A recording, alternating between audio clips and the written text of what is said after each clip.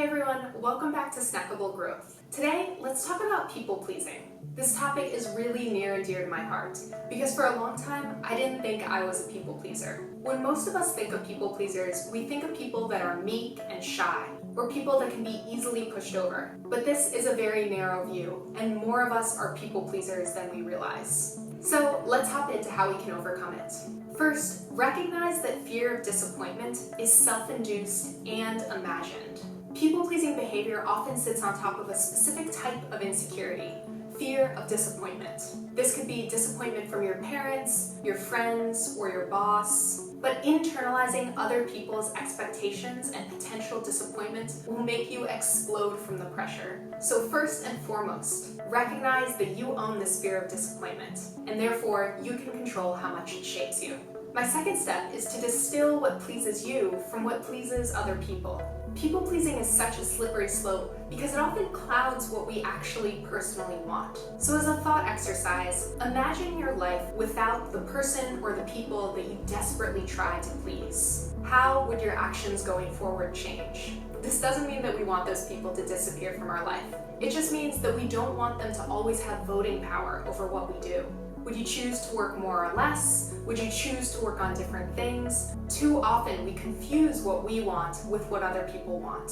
So take a stab at imagining your life in a hypothetical vacuum of other people's expectations. Distill a more authentic answer for what you desire. My third step for ridding yourself of people-pleasing is to embrace some conflict. People-pleasing behavior often stems from conflict aversion. Because you like to have everyone's needs met, you also like to minimize conflict with those precise people.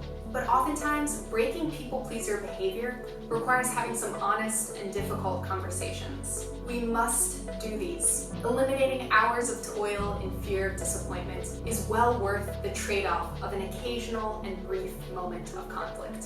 So invite in some conflict because there's a good chance you'll find relief from it. My fourth step is to communicate your boundaries.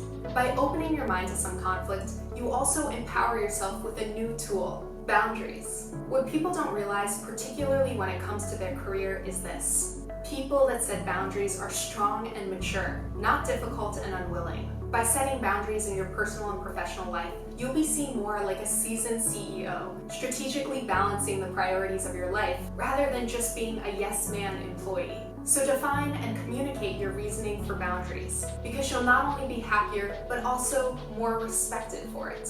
In conclusion, breaking your people-pleaser syndrome is about defining and enforcing your needs. Make sure you're devoting at least as much thought to the most important customer of your life, you. That's all for me today. Be sure to let me know your thoughts in the comments, and also check out my link to the full blog post below. I'll see you next time on Snackable Growth.